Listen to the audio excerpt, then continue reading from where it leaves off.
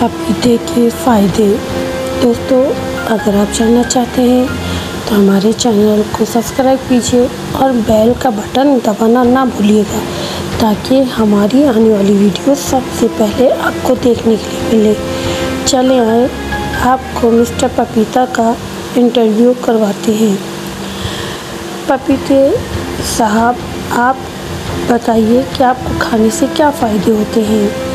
अगर किसी का वज़न कम करना हो तो वो मुझे खाए, मोटापा भगाना हो तो वो मुझे खाए, कमज़ोरी दूर करना हो तो मुझे खाए, शुगर मुतवाज़न करना हो तो मुझे खाए, ब्लड प्रेशर नॉर्मल करना हो तो मुझे खाए, जोड़ों का दर्द भगाना हो तो मुझे खाए। मुझ में बहुत सारे फ़ायदे हैं, जो मुझे इस्तेमाल करेगा वो बहुत फ़ायदे में रहेगा, तंदुरुस्त और तवाना रहेगा।